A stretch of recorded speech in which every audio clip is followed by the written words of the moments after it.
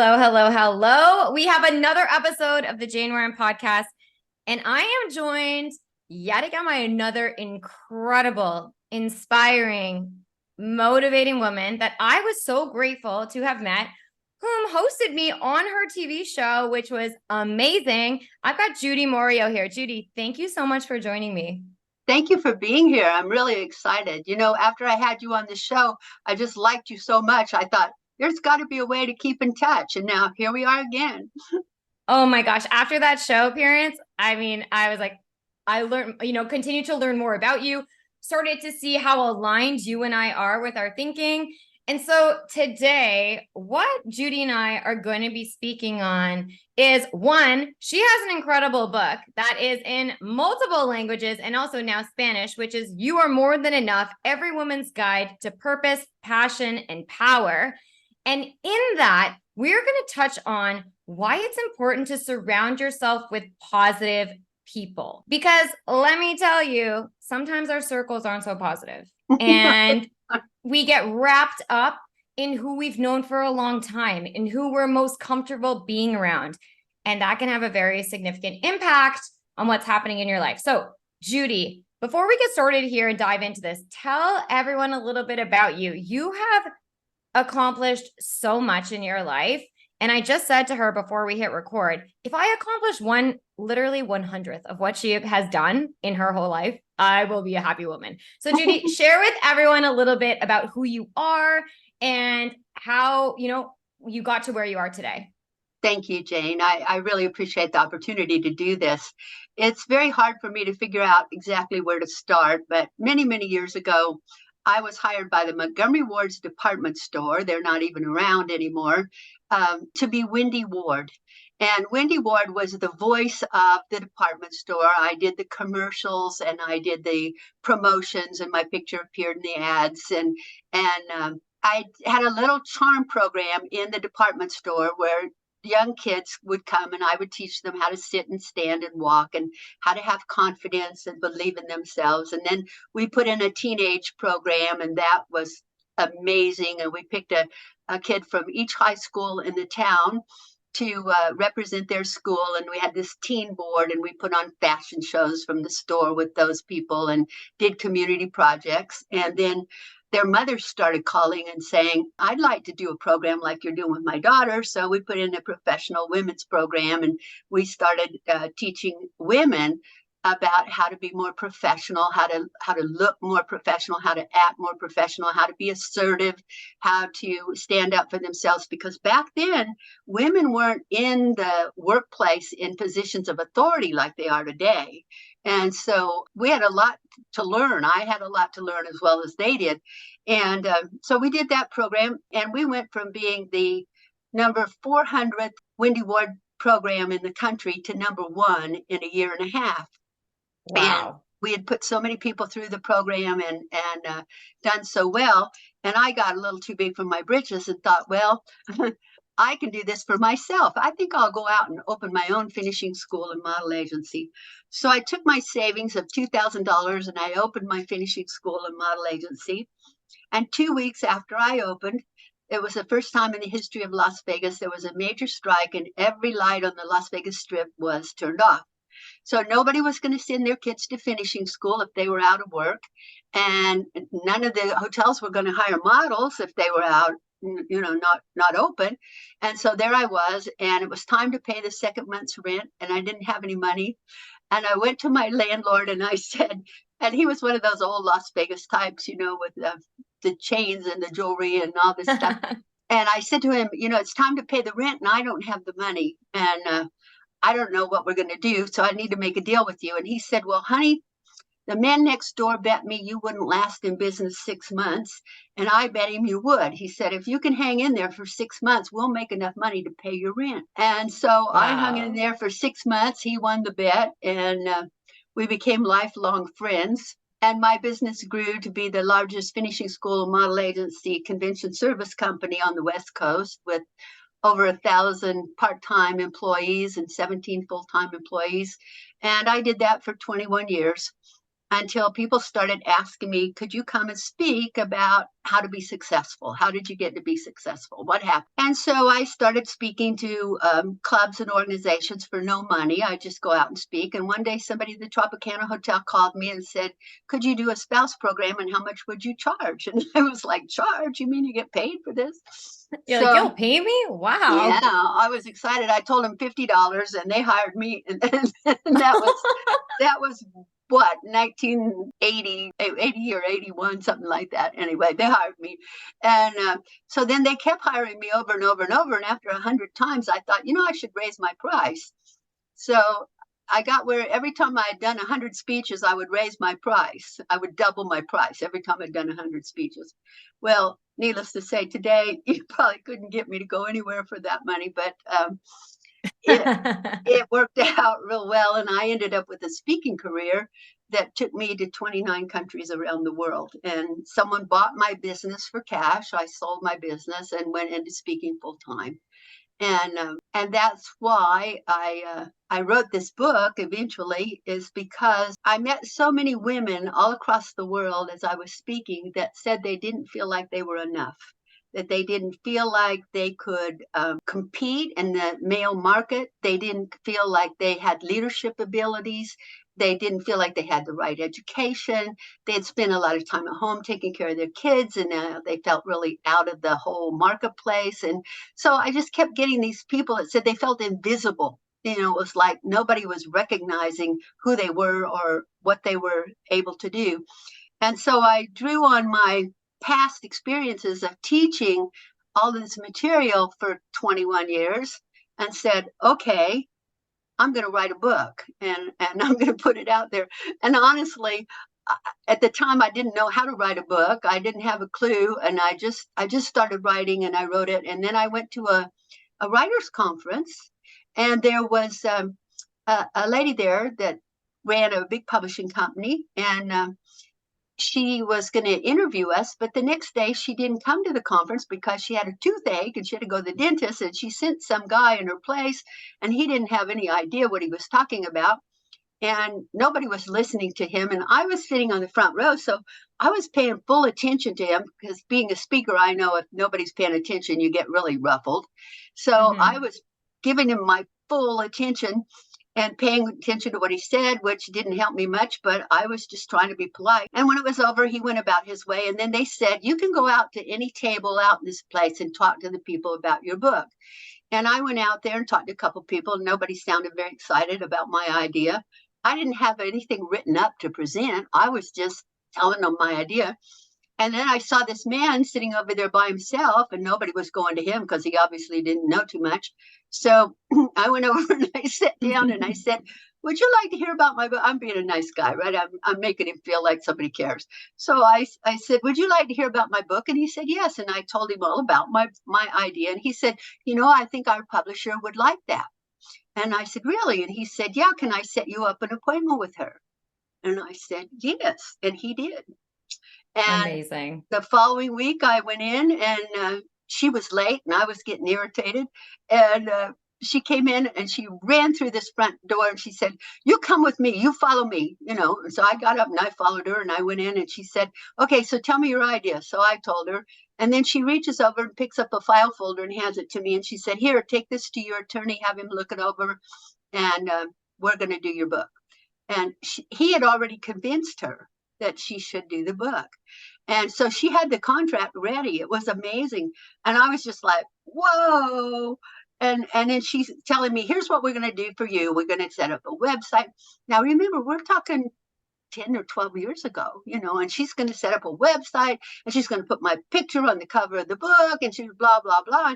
I said, you can't put my picture on the cover of the book. Only celebrities go on covers of books. She said, by the time I get through with you, you'll be a celebrity. Oh my gosh. Bless that. And it was true, because the book came out. They put me on a speaking tour in every major city in the United States. And we sold 40,000 books right away. And it just went like crazy. And so here we are, like 14 years into it, and the book is still selling, and people still love it. And I've tried to rewrite it or to do it over, but it's got so much in it that's so important for the women that get it that I can't do it. I've done a second book, which will be coming out next year with, in conjunction with it, but it's all different material. They still need all this basic, here's how you learn to believe in yourself and go after what you want and do what you need to do. And here's how you dress, and here's how you say what you need to say in the right way. It's an important book. And so I'm not going to rewrite it or change the stories, because the people who read it tell me that it's very helpful to them. That's So, amazing. yeah. So, What a story. Look how far you've come.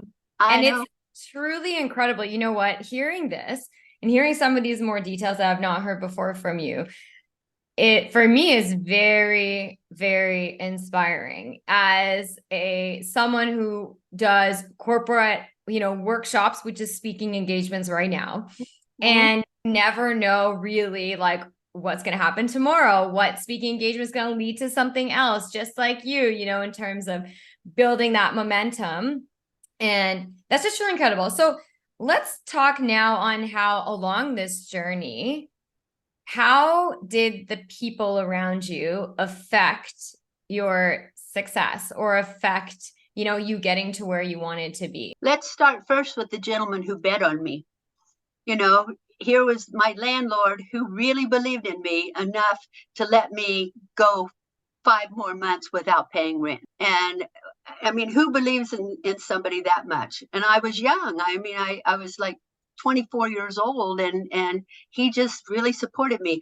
And his office actually opened up onto the back of my office. It was a restaurant, and it was a very good Mexican restaurant.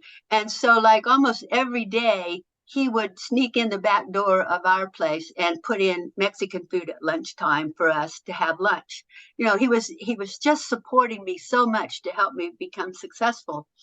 And then I had a very supportive family. They believed in me, and they would help me get through, most of the things I went through. And then I started surrounding myself with people, and I surrounded myself with a lot of negative people. A lot of people who had ways of saying to me, well, you can't do that. You can't make that happen. What makes you think you're good enough to do that? And I would go and cry to my dad, and I would say, people don't believe in me. They don't believe in my dream. They don't believe I can make this thing really work. And he said something very important to me. He said, you have to surround yourself with people who do believe in you and who are willing to support you. And if they aren't, you have to cut them out of the picture super fast. And I said, but Daddy, they've been in my life for a long time. These are friends that have been close to me. And he said, yes, and there are a lot of other people out there who would like to be your friend, who will be more positive. And so I was like, okay. And so I started putting a little distance between me and the negativity. And that really helped a lot. That really helped, because when you're struggling, when you're broke and you're getting free rent and you're doing what you can just to make it happen, you need people who believe in you. You don't need someone saying, you can't do that. That's not possible. What makes you think you're good enough to do that? So I really had to learn to stay away from those people. And then I went and took some assertiveness training classes to teach me how to say to people, stop. If you choose to be negative, I need you to not be around me. I like you. I like being around you most of the time, but when that negativity comes out, it affects me. So I have to ask you to either change the way you are when you're around me, or don't be in my space. Ooh, was that hard to do? Oh my gosh, people listening right now, I'm sure you're thinking, I mean, everyone listening right now can imagine a couple people that fit within that are should be maybe cut, not even a question, that their energy is not conducive to positivity. And commenting on the fact when you were feeling broke, when you didn't have the money, the worst thing you could have done is been around other broke people who are constantly talking about not having money, not being able to do anything, life sucks. Like, you're exactly right. And this is how anyone listening can start to get out of that slump. If you're feeling in a slump, if you're hitting some roadblocks right now, seek out individuals if that see something better for you. And we were just talking in another podcast interview about the belief that there's something better and belief in ourselves that there's something better. And if right now anyone listening can't believe that there is something better, find someone who believes that in you, because they're going to bring that out. So how have you really benefited from like having, I know you've had mentors in the past. So how have you really, one, sought them out, or or maybe the universe just brought you both together. So how did mentors and that type of role play a difference in your life? When I opened my business, my finishing school and model agency, I joined an organization called Seroptimus International. Seroptimus means Sisters in Optimism. That means women who are pretty successful, and they support each other, and their mission is to support other women, to help women become more. Now, it was the best thing that happened to me because there were about 5 women in that group that actually adopted me. And one took me shopping with her one day and took me to a store. And while we were there, she had me try on some clothes. And I said, I don't really like these. They're not trendy enough. I want something more like this that I can wear with my knee boots and blah, blah, blah. And she's like, no, you're going to buy a couple of these suits and we're going to get you dressed for business. And believe me, she did. And it was brilliant, because I learned that when I was dressed the way she taught me to dress, I got the business. When I presented myself the way these women presented themselves, I did better. And they were all very successful. One owned a big advertising agency here in Las Vegas. One was a casino executive. And we're talking at a time when women weren't really in those positions.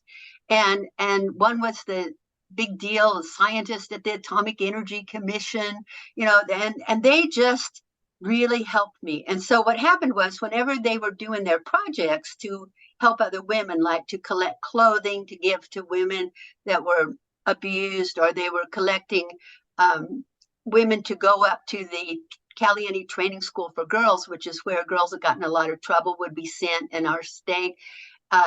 They would be talking about they were doing these projects, and I'd be the first one to volunteer. I'll drive. I'll take you ladies up to Caliente, no problem, And they're like, oh, okay, well, we'll just ride with Judi. Well, here I have 5 ladies captured in my car for 6 hours on a trip. I could ask them anything, It was so amazing. And then we'd get up to the Caliente Training School for Girls, and I would watch what they did about encouraging the girls to do more and be more and have more. And I thought, that's really cool. And every time I was around them, I was learning from them. And some of them are still my friends today. I mean, they're lifelong friends, these ladies, who helped me see what I needed to do to be successful like they were. And that was amazing. And so I've kind of always done that with other women. The girls that went through my training programs, like at Wendy Ward, I have to tell you, one of them walked into my art class at UNLV a couple weeks ago and said to me, hi, remember me? You haven't seen me in 58 years. Can you believe that? She Oh found out my I was gosh. teaching art, and I she got wanted to be there. goosebumps. I know. Ooh. I cried. I was so glad to see her. But Oh, that's so I sweet. have people in my classes, in my art classes today, that were my Wendy Ward kids, that were my Universal Models kids, that all these years later, they've gotten married, they've gotten divorced. This one lady, she's been married 4 times. They have their children are grown, and now they're out there, and they come and they find out I'm teaching art, and they come there. And I had one, she said, I don't care if I learn anything about art or not, I just want to come hang out with you. And that's such an honor for me, that after all these years, and many of them have sent their kids to me for coaching, and it's just amazing how they stay so connected. And I moved away, I moved to Africa for 10 years, and then I came back. And then when I got back, people were calling me and saying, we heard you were back. We want to send our kids over and have some coaching with you. So it's been a wonderful journey. It's really been a wonderful journey. And it was a wonderful journey being in Africa because while I was writing my book, You Are More Than Enough, I was actually writing it in Durban, South Africa. My girlfriend had a home there on the beach, and she said, "Why don't you go and sit on the porch and watch the whales and stuff and write your book?" And I thought, okay, so I went to do that. Even in that country, while I was there, I was able to affect and to meet people who needed what I had to offer. And that was just amazing for me. It was amazing. I think that when you have it, like you have a certain energy and that draws people to you, and people clearly want to be in your energy.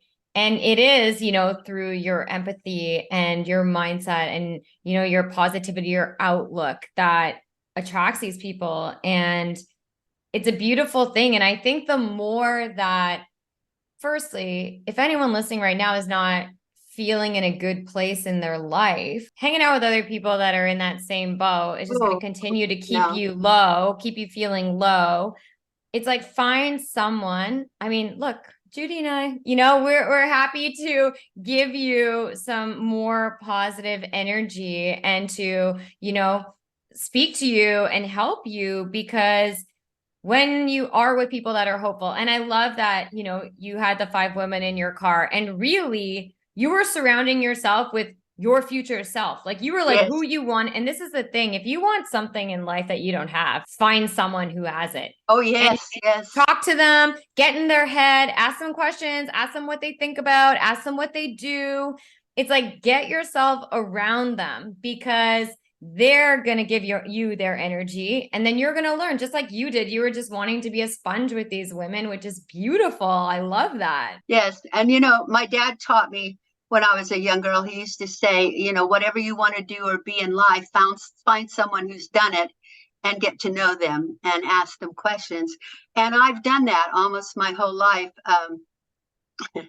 He did not intend for me to go to the richest people in town's home and knock on the door and ask them how they got their home, which I did when I was a teenager because he told me to ask people. So I didn't know those people, but I went and asked them, and they gave me some great advice. But later on in life, it's interesting.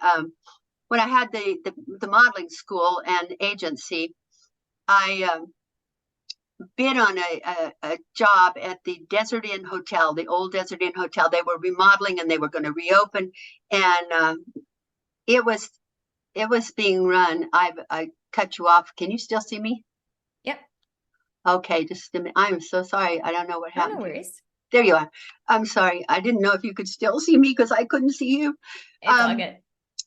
I did a promotion for them, and they said to me, we need like 90 girls all dressed in matching dresses. We'd like the girls to all be about the same height, the same color hair, the same everything, to open the hotel. We're going to put them throughout the hotel and in the various suites to explain the rooms and so on when we do our big grand opening. Can you do that? I said, of course. We're going to find 90 girls same height that look exactly alike, same color hair, blah, blah, blah. And where are you going to find the dresses, for it? Mm-hmm. But I said, yes, I can do that. And sure enough, I did it. I made it happen, but it was a job. It was several months of work just to do that. And I made it happen. And it was interesting because later the general manager of that hotel told some people, he said, if you want anybody to do a good job for you, anybody will do. But if you want it done perfect, if you want it done right, if you want to do it with somebody you can trust, you call this lady.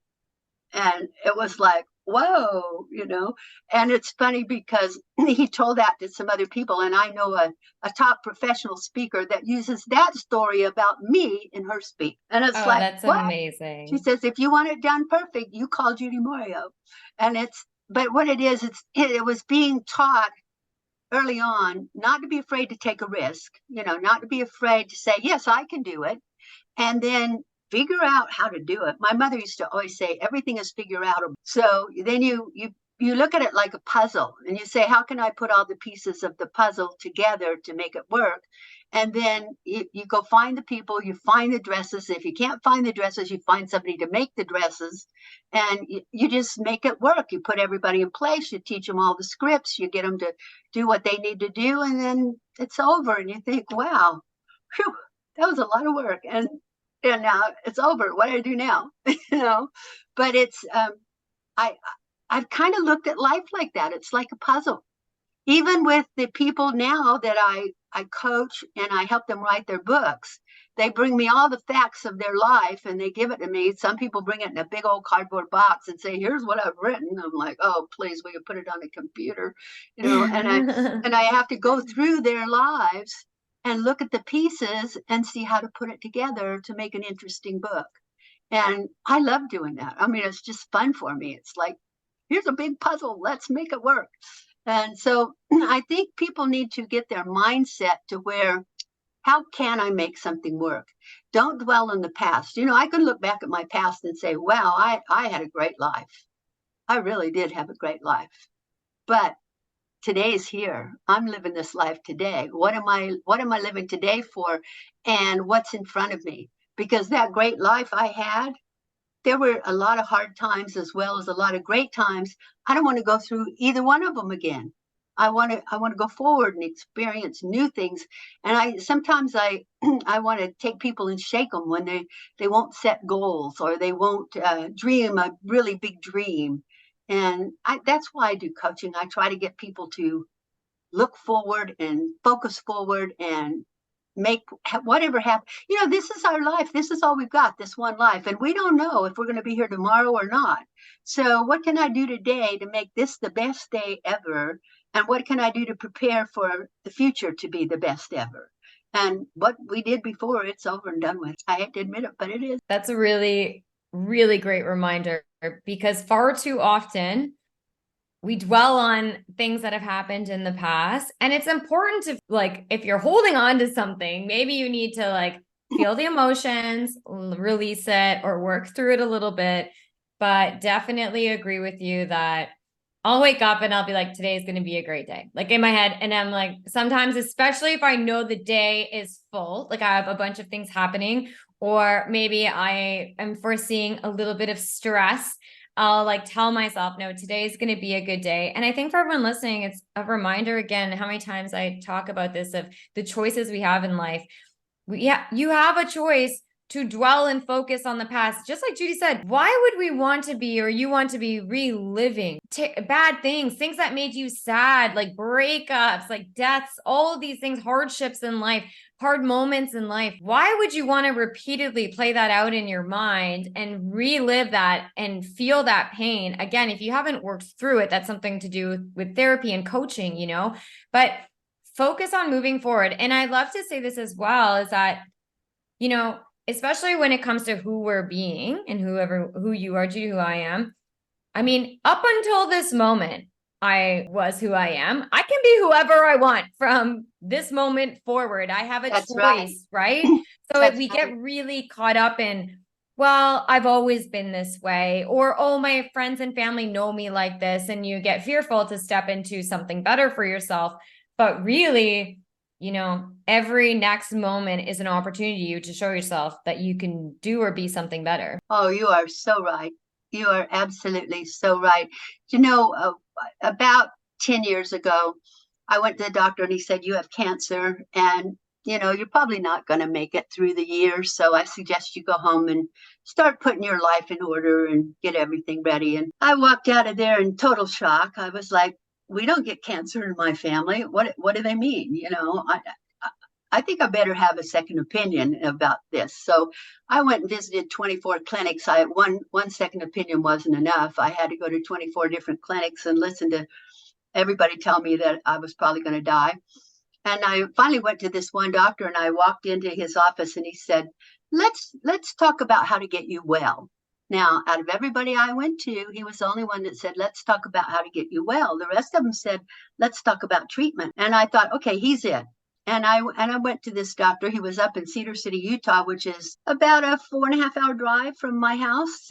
up there. So I had to drive up there 3 times a week for 7 months to be put on a drip of vitamins and minerals and trace elements. And he gave me all of these very strange things to do that nobody understood. He said I should go to dance class, ballroom dance classes. Oh, I love And this he said, man. yeah, and he said I should take art lessons. And I was like, art lessons? Are you crazy? I can't even draw. And he was like, no, I want you to take the ballroom dance lessons because you need exercise and you're not going to do it if you have to go to a gym, are you? I went, no. And he said, you need to sit real quietly for 3 hours at a time, and art classes will teach you to do that. So I went to art classes thinking that they'll say you have no talent, go away. And that cancer was the very thing that made me realize how much talent I had as an artist. And today I teach art classes at the University of Nevada, Las Vegas in their continuing education department. And I just got a call from the prison system here in the state of Nevada. They want to talk to me about doing for women's prisons to go in and teach art classes for the prisoners. Now, you know me, if I'm going in to teach art classes for prisoners, they're going to come out of there with so much self-confidence and believing in themselves and feeling positive and setting goals, because that's what I do in my art classes. But I mean, having that setback is what opened an opportunity for me that I would have never, ever dreamed of otherwise. So sometimes when these things happen and we have these bad things happen to us, we have to say, okay, what's the treasure in this? What can I find in this that's going to make my life even better? And really focus on that, because that cancer, if I hadn't had it, I would never have the life I have today. Wow. Yeah.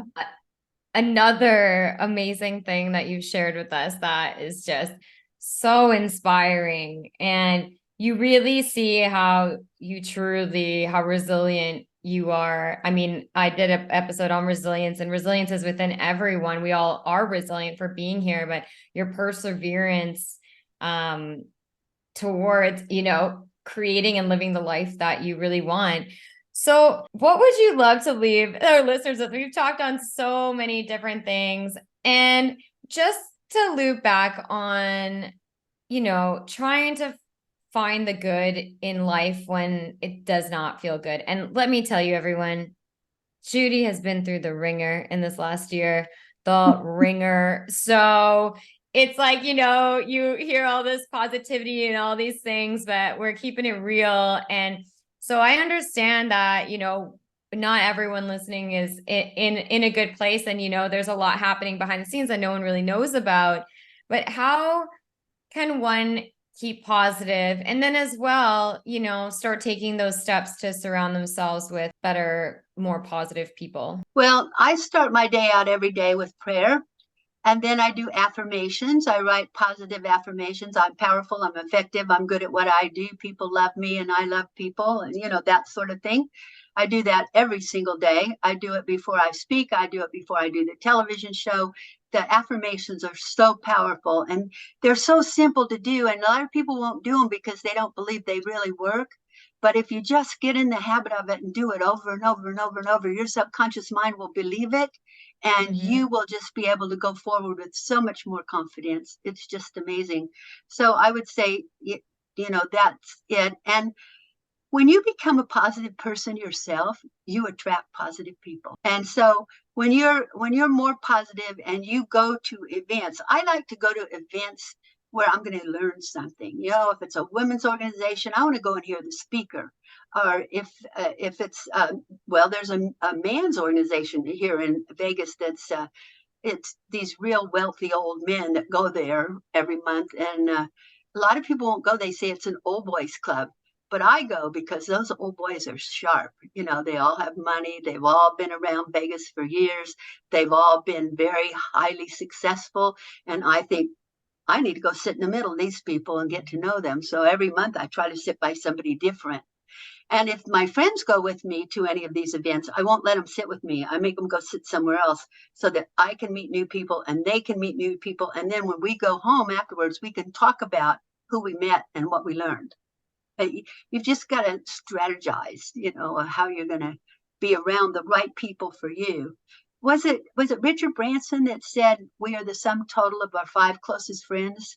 You I know, believe so. Yeah. Yep. yeah, if they're wealthy, we'll become wealthy. If they're not, we won't. And I feel that way about if they're positive, we'll become positive, and if they're not, we won't. I think you hit the nail on the head. And I really love how you looped it back and brought it back to if you're the more positive you are, the more you'll attract that and people will feel that from you. And that's exactly it. Because I mean, we're not looking for, you find other positive people is not necessarily going to solve, our own issues of being negative inside. So looking from within and finding some good. And this can be as simple because so I really stress, I mean, I generally, my energy is at a high vibration. Like I know. I love interacting with, I have low moments, no doubt.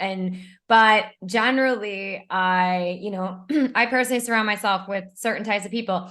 And also I know where those people are. So for example, I could be out for a walk and I used to go to this coffee shop every day for like a long, like I'm talking since before 2015. So I am very familiar. I know all the staff there, and I sometimes on my walks, I just go in to say hi. I go in to say hi because they're such an amazing energy. I love them all. They know about my life.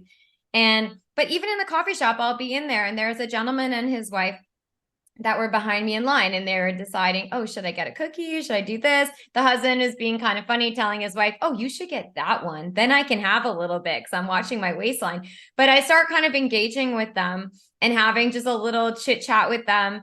And it's like the simple things like that, that even just smiling at someone, to be honest. But I love these little interactions because after talking to that little couple, that were visiting from out of town, I was like, I walked to the coffee shop. I was like feeling so good because I personally love to leave people with the impression of increase. So it's like, if I can, say something nice to someone. Right. I had another, and it's funny, all these things that happen in the coffee shop. I had this other amazing interaction, very brief, with a woman who was just saying, oh, she's like, I have a presentation today. I'm feeling a bit nervous. And I also had a workshop that day. She was telling the person that worked at the coffee shop. And I said, I was waiting for my coffee. So I was a couple feet away from her. And I looked at her and just said, just trust that everything you need to say is going to come to you. And she looked at me and she was like, thank you. Like, that's actually really nice. And then we started talking about it. And I was like, I also have a presentation today. I'm like a little nervous about, but I'm trying to switch my nerves to excitement and make myself excited about it. And then fast forward, she is like the president of a major company. I'm Wow. based in, but in a global company. And we're meeting for coffee next week to talk about corporate wellness programs. And Wow. it's like you never know, like just purely I had no idea who she was. Like I went home and LinkedIn her and I was like, whoa, what? Like, Yeah. and again, it's like, but this is it. When you find happiness from within and you find these little moments that you can find good or maybe share a little good to someone else, open a door for someone. Yes. Like so many people are walking around lonely, they've got no one to talk to. No, no. And so it can make such a positive impact. I found that I have what I call my 1 minute compliment. I found that a lot of people don't ever hear compliments about themselves. So if I think something good about someone and I'm in a position where I can say it, I say it. And so I've made a rule to use my 1 minute compliment whenever I can. And I have to tell you, recently I was in an elevator at one of the hotels, and this young man got on the elevator with me, and he was gorgeous. He was dressed like $1,000,000. And I looked over and I thought, should I tell him? And I thought, no, you better not tell him because you're in here alone in the elevator with him. And I thought, no, you should tell him. You know the rule. No, yes, no, yes. So finally, I saw he was getting near his floor. So I said, could I just say something to you? And he said, yes, what is it? And I said, I think you're about the most gorgeous young man I think I've ever seen. And he looked at me and he said, do I know you? And I said, no, would you like to? And I want to tell you, he started pushing those buttons. He just wanted to get out the door of that elevator. He didn't know what was going on. And he went off his way and the door closed and I was just laughing to myself and having a good day. So I don't know how I made his day, but it just made me feel a lot better, telling him that. And he was Sometimes like, people can't whoa. receive it, they're not ready. Oh, that's so amazing. Okay, Judi, this has been absolutely incredible. I'd love for you to share with the audience how they could get in touch with you. I'll be sure to have all of your links and everything in the show notes, but where are you showing up? How can people get in touch with you? And are you offering anything right now? I know you've got your book. Yes, yes, I am. Judi at judimoreo.com. And my name is spelled with an I. It's Judi at judimoreo.com. That's like Oreo cookies with an M. Okay, so Judi at judimoreo.com. They can email me there, or they can connect with me on Facebook or Instagram or any of the other social medias out there. Yes, I am offering an ebook to anyone free of charge if they'd like to have it. They can get it on my website. It's called Unlocking Potential, Becoming the Best Version of Yourself. And I think they'll enjoy having it. It's just a short read. It won't take 15 minutes to read it, but it'll give you a little boost for the day. Oh, that's amazing. Judi, thank you again so much for being here. This conversation has just lit me up. I'm feeling so good, and I'm just grateful that we've connected, that we've met. And, speaking of having positive people in your circle, you know what I mean? Here we go, like a beautiful connection. And I look forward to working more with you in the future. Thank you. And I'll be seeing you soon too.